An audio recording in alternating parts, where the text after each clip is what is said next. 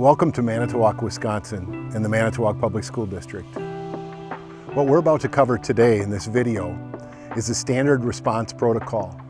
Classroom and school response is critical, and the standard response protocol provides 5 responses for the classroom: secure, lock down, evacuate, shelter, and hold.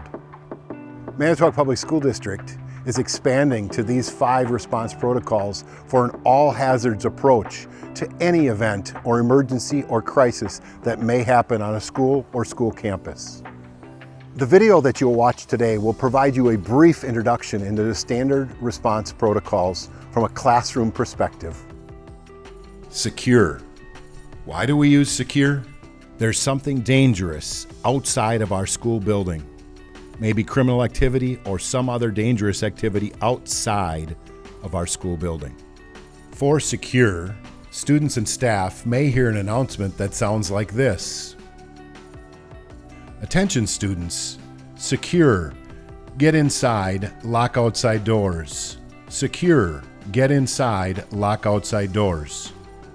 Students, you will want to make sure that you get inside the building and into your classroom, and you will continue business as usual. Teachers, bring everyone indoors. Lock all outside doors. Increase your situational awareness, and then continue classroom business as usual after you've taken attendance. Lockdown. Why do we lock down? Something dangerous is inside our school building. In a lockdown, you will hear this announcement. Lockdown. Locks, lights, out of sight. Lockdown. Locks, lights, out of sight. Students, stay out of sight of the corridor or windows. Be silent. Do not open the door for anyone. Teachers, lock and close the classroom doors. Turn out your classroom lights. Move away from sight. Do not open the door. Maintain silence and take attendance. What if you're outside during a lockdown? Do not go back inside for a lockdown if you are outside. Go to another safe location and notify law enforcement personnel where you have gone to. What if you're in an area where there is no teacher? Find a safe location within that building or another safe location where you can be out of sight and maintain silence. When safe to do so, notify law enforcement. If you're in the hallway during a lockdown, go to the nearest classroom. Evacuate. The most common example of an evacuation may be for a fire alarm in your building. For a building evacuation, you may hear the announcement, students, evacuate to the nearest safe location. Students, evacuate to the nearest safe location. Students, leave your belongings behind. Bring your phone and follow your teacher's instructions to that safe location. Teachers, lead the evacuation to the nearest safe location. Take attendance and make note of any missing, extra, or injured students. Teachers, also remember to bring your phone. Shelter.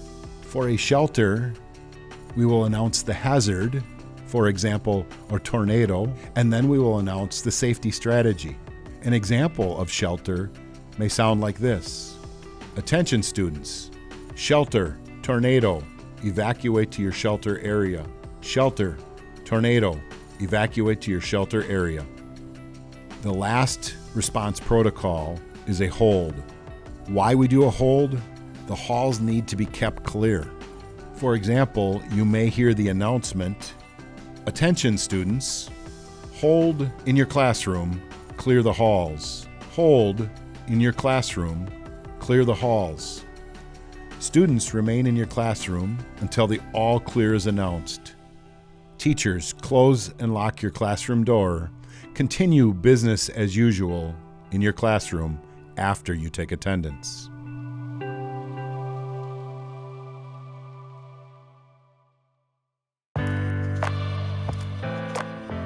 Our job in public education is to provide all students with the opportunity to learn at high levels no matter what.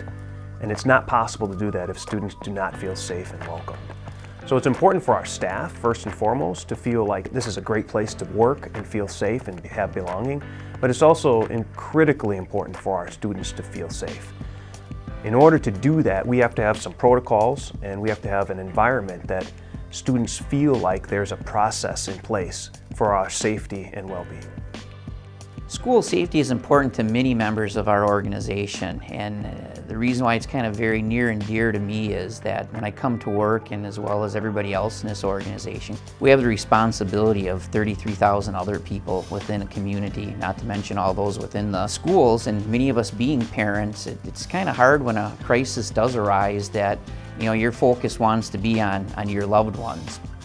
Throughout my 8 years in law enforcement, it's my opinion that school safety has become a much more prevalent issue due to what's happening out in the public on a very consistent basis. Our schools have become the target for people who want to make a statement. As a result of their actions, we have had to make changes in our safety protocol to ensure the safety of our students. Over the years, we've had the opportunity to look at different types of responses that we could incorporate here in town. After learning more about the SRP, I truly believe that it's the most comprehensive response plan that we have as first responders. When I first saw the standard response protocol, I was impressed with just the consistency and how I felt our district was going to be able to articulate that to our staff, our students, and our parents. It provides a consistency for all people in all buildings so that we all understand the common language. What I like about the SRP is that it provides consistency from one building to another within our district. Every student is expected to respond the same. Every teacher is expected to respond the same. It creates a universal response within our district, which allows then for law enforcement to know what to expect when responding should they have to. It doesn't matter if the message was delivered to a student or to a parent, to law enforcement, to paramedics or first responders. We all will be speaking the same language, and when they go into a specific response, whether it be a lockdown or a lockout, whoever's responding to that incident is now going to know the exact situation that the school is experiencing at that time, and it will better prepare us and the other agencies as far as how we're going to respond to that incident. We need to prepare for those and make sure that our staff understands what to do so our students feel like there's a process and aren't panicked or afraid of something that's going on in our community and our district. They feel confident that this is a place that I'm comfortable, I'm safe, and there's a process in place.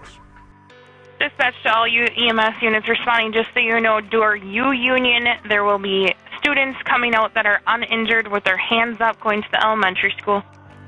Safety training is essential for students, law enforcement, fire departments, because we don't know how to react in emergency situations until we have trained our brain to react. If we never practice and allow our brain to think through that process, we will not be ready to react when an emergency presents itself. Good morning, everybody. I want to thank you for all of your attention this morning. I will guarantee you that you will do one of these for real this year, because something will happen that you'll have to know. You need to know the process. You need to know we have a plan, and you need to know what your part in that plan is. This is an all hazards approach. You got eyes and ears. Don't hand it off to somebody else. Call that lockdown. What's the worst that happens? It turns out it was that little white fluffy dog out on the playground. So what? So we just practiced it. At least we know we can do it. We started training with the school district, and I had the opportunity to see their last training where they practiced the reunification site. And it was just a good rehearsal to go through an event like that and see how the other agencies are going to play into that response. There's no doubt in my mind with the ongoing training and just from what I've seen from staff's participation and engagement of staff that day taking the tours of UW Green Bay Manitowoc campus.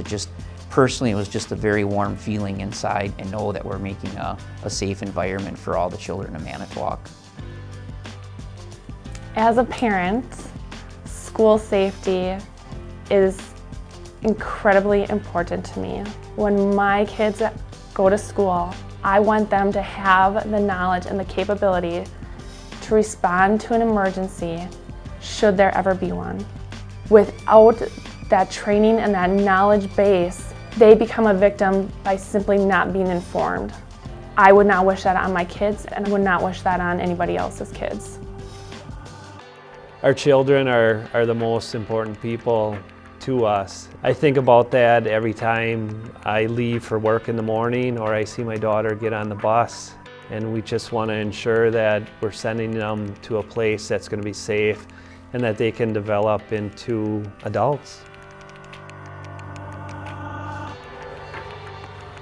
I hope after watching the video that you have a better idea of the importance of the standard response protocol and a greater knowledge base.